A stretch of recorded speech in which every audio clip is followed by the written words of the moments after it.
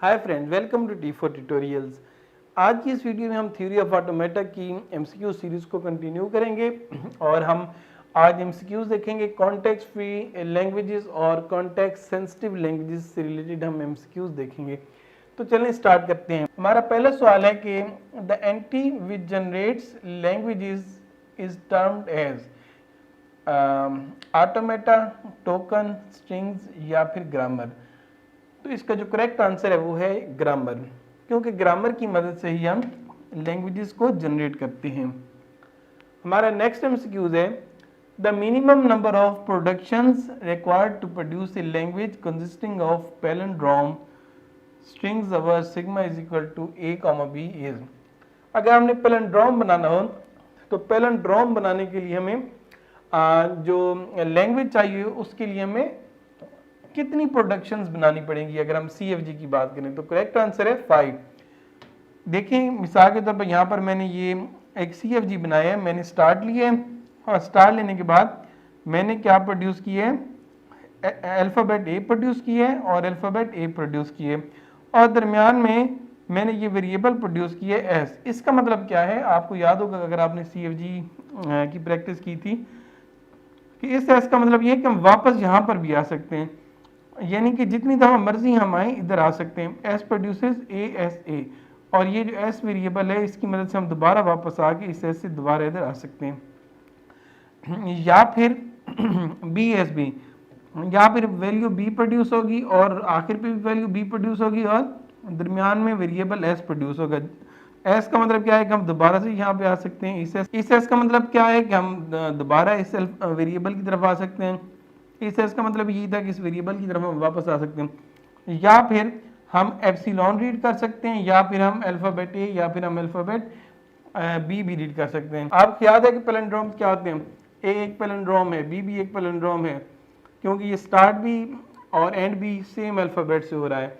और इसको अगर लेफ्ट से राइट पढ़ें या राइट से लेफ्ट पढ़ें तो ये सेम है। इसी तरीके से अगर मैं बात करूं ABBA तो अब ये भी पैलिंड्रोम है। क्यों?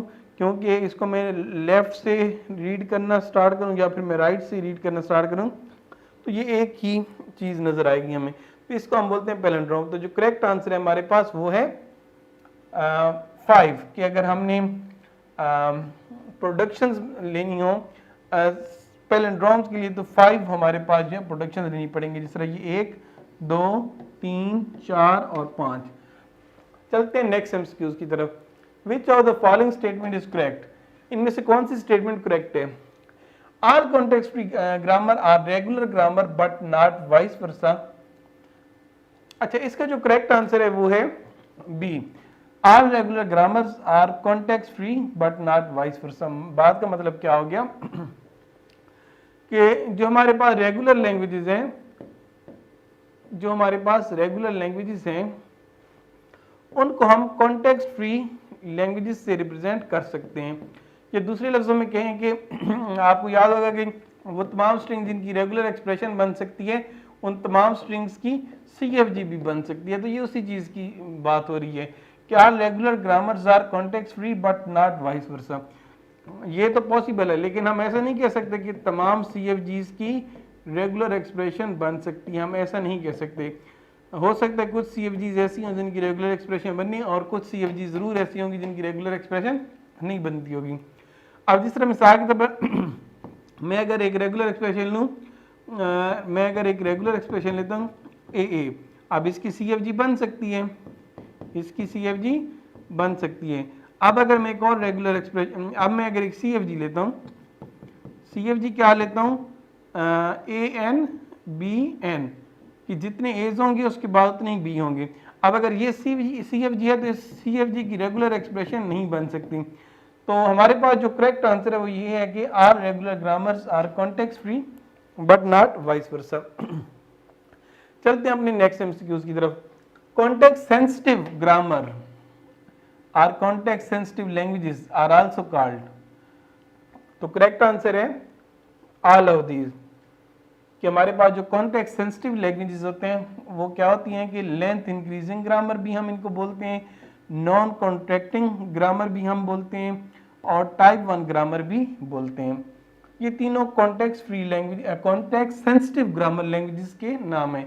अगर हम कॉन्टेक्स्ट सेंसिटिव ग्रामर की बात करें या कॉन्टेक्स्ट सेंसिटिव लैंग्वेजेस की बात करें, इसके लिए हम ये सारे नाम इसके लिए यूज करते हैं। अब ये जो टेबल आपको मैं दिखाने जा रहा हूँ, ये टेबल बहुत इंपॉर्टेंट टेबल है, क्योंकि इस टेबल में बहुत सारे एमसीक्यूज पोशीदा हैं। इस टेबल को जो बंदा समझ लेगा वो ऑटोमेटिक बहुत सारे एमसीक्यूज हैं जो कवर कर लेगा। आगे जाके हम एमसीक्यूज कवर करेंगे, लेकिन चलिए अभी इस हम टेबल को देखते हैं कि हमारे पास जो रेगुलर ग्रामर्स होती हैं उनको हम फिनाइट स्टेट ऑटोमेटा की मदद से रिप्रेजेंट करते हैं, और इन्हें टाइप 3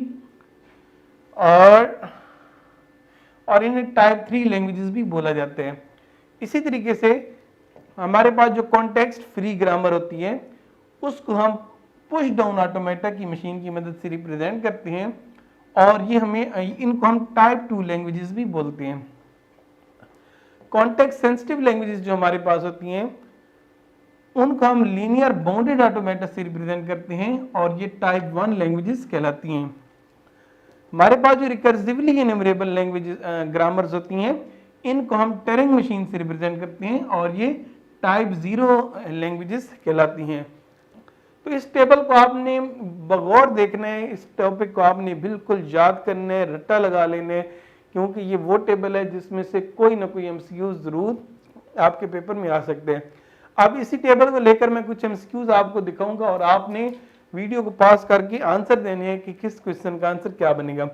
आपसे पूछा जा रहा है कि विच of the following is a type 3 language और टाइप 3 ग्रामर। तो इसको देखें और आप बताएं। तो करेक्ट आंसर है जी रेगुलर ग्रामर और रेगुलर लैंग्वेज।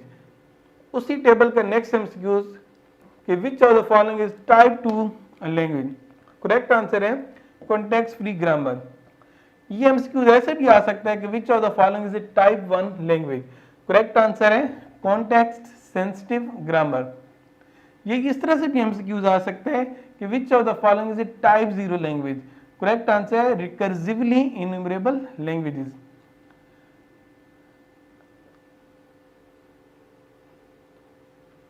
ओके, यहां पर अगर आप इससे पहले थोड़ी देर पहले लीनियर बाउंडेड ऑटोमेटा का जिक्र हुआ था, तो लीनियर बाउंडेड ऑटोमेटा अगर किसी को नहीं पता तो मैं बताता चलूं कि Turing machine with multi tracks. Linear bounded automata Turing machine ही होता है, बस सिर्फ ये है कि इसमें एक से ज्यादा ट्रैक्स होती हैं किसी स्टेट तक पहुंचने के लिए। Touring machine with a bounded finite length of tape. इसके अलावा आपको याद होगा कि टरिंग मशीन के अंदर हम टेप बनाते होते थे, input tape.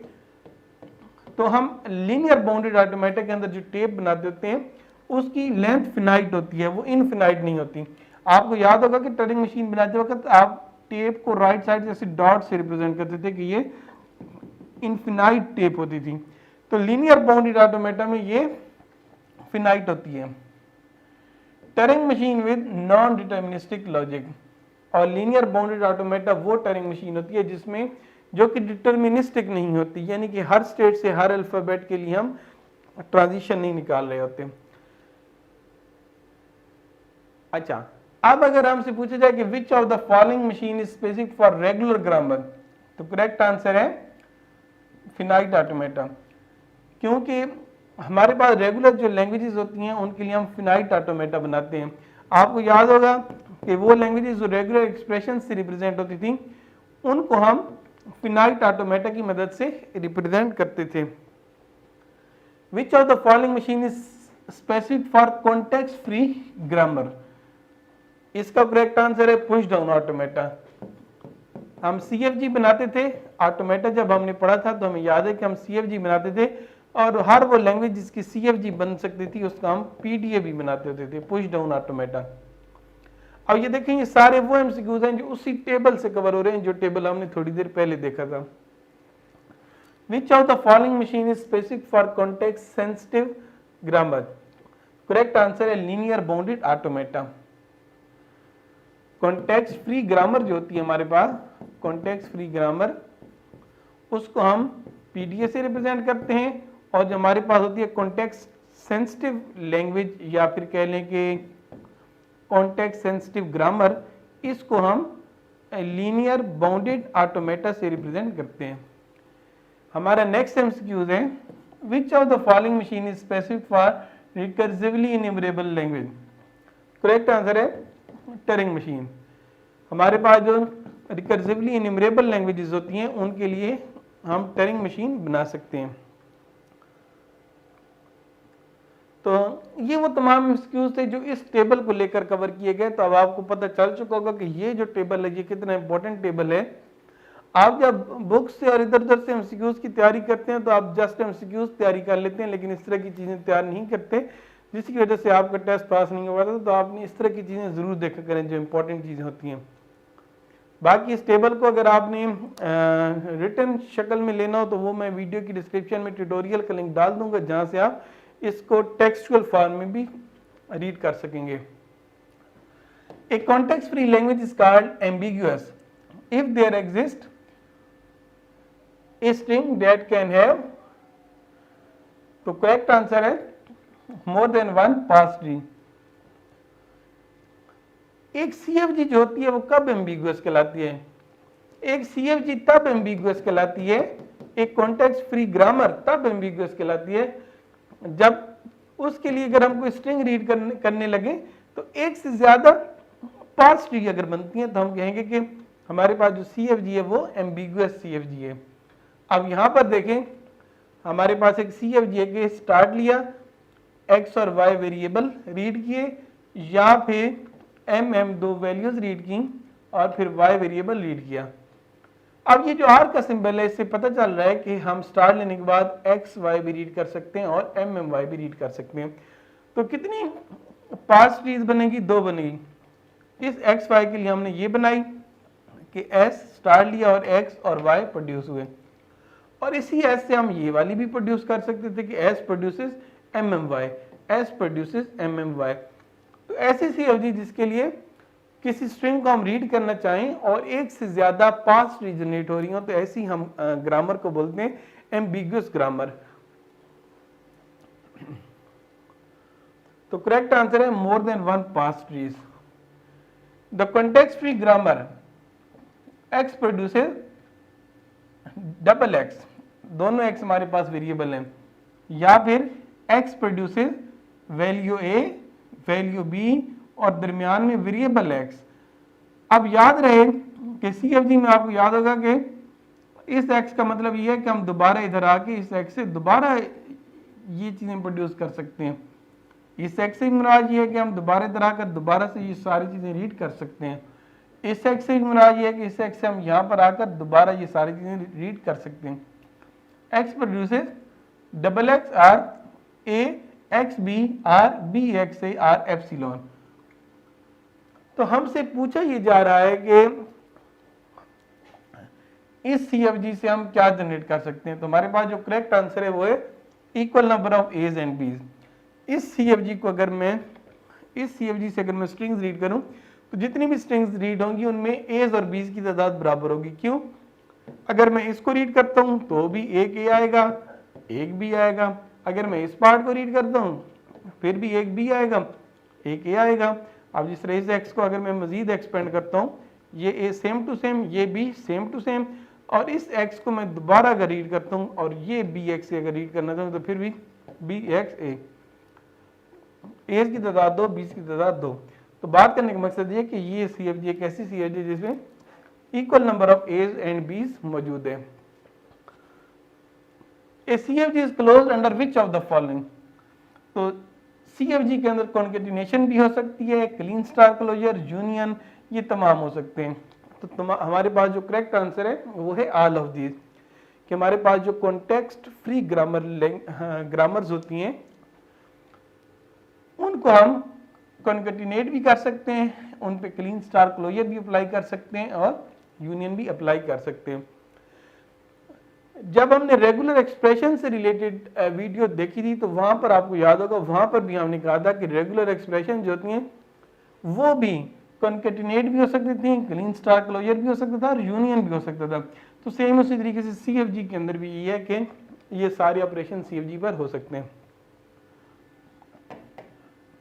Production rule, A B और दरमियान में Y variable produces 3 values A G B, belongs to which of the following language. तो हमारे पास जो करेक्ट आंसर है वो है कॉन्टेक्स्ट सेंसिटिव लैंग्वेज। हमें कैसे पता चला कि ये जो हमारे पास प्रोडक्शन रूल है ये कॉन्टेक्स्ट सेंसिटिव लैंग्वेज का रूल है। याद रखें कि जब भी कोई वेरिएबल आएगा और उस वेरिएबल के लेफ्ट पे भी कोई वैल्यू आएगी और उस वेरिएबल के राइट पे भी कोई वैल्यू आएगी तो हम ऐसी ग्रामर को कहेंगे कॉन्टेक्स्ट सेंसिटिव ग्रामर। तो यहां पर हमारे पास जो करेक्ट आंसर है वो है कॉन्टेक्स्ट सेंसिटिव लैंग्वेज।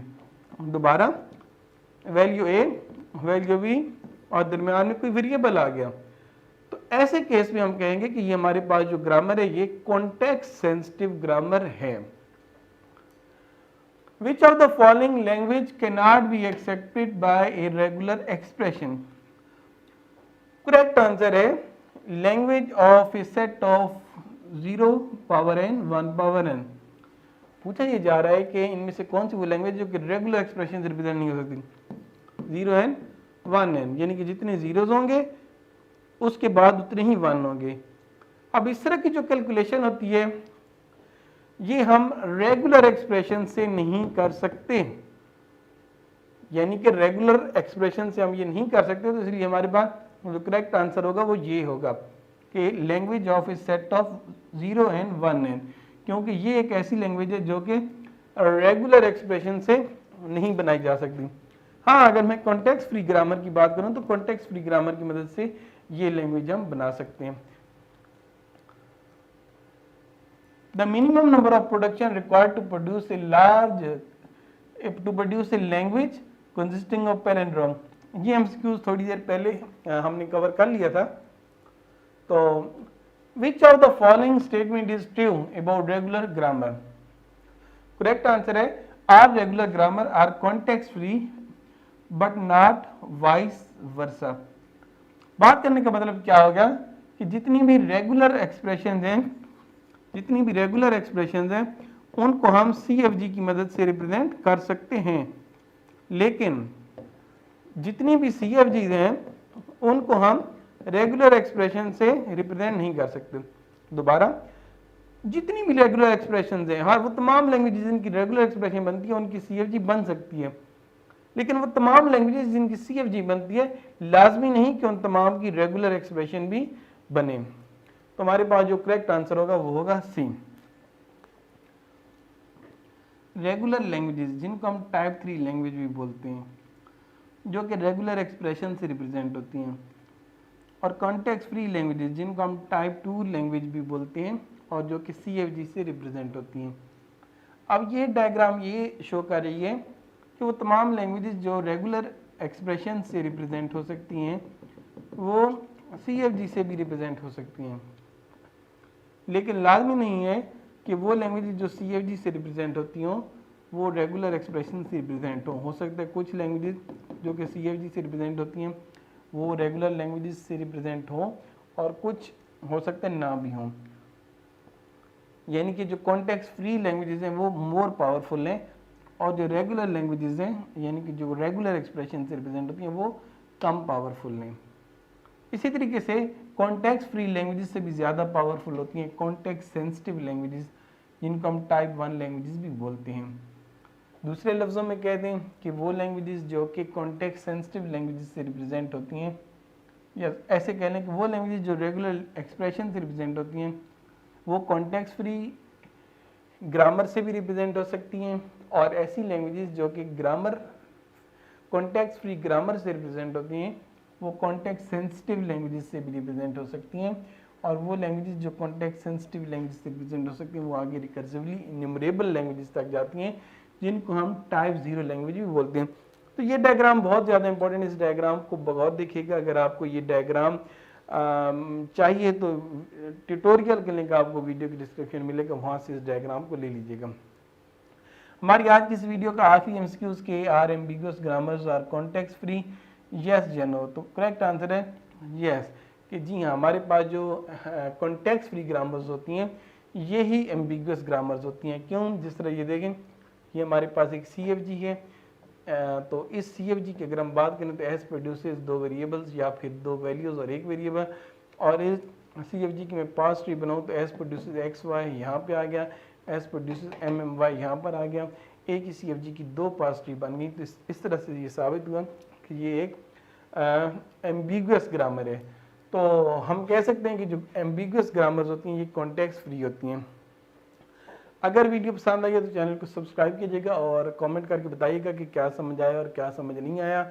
और बाकी यह है कि वीडियो थोड़ी लंबी हो जाती है, आपको इंटरनेट पर ऐसी वीडियोस मिलेंगी जो कि 10-10 मिनट में 50-50 100 MCQs भी उन पर कवर होते हैं। मेरी जो अप्रोच है उसमें मैं इस तरह की वीडियोस तो नहीं बनाता कि 10 मिनट में 100 MCQs कवर करूँ, क्योंकि मकसद ये होता है कि जो भी MCQs यहाँ पर किया जाए वो आपको डिटेल में समझाया जाए। क्योंकि अगर थोड़ा थोड़ा ही बताना है तो वो तो आप बुक से खुद भी पढ़ सकते हैं। तो अगर आपने ये वीडियो पूरी देखी है तो यकीनन आप भी उन्हीं लोगों में से हैं जो कि डिटेल में तैयारी करना चाहते हैं। तो कमेंट करके ज़रूर बताएं कि आप एक MCQs पर कितनी एक्सप्लेनेशन चाहते हैं, कि एक MCQs पर कितनी देर डिस्कशन करके आपको बताया जाया करें। तो अपना ख्याल रखिएगा। शुक्रिया। खुदा हाफिज़।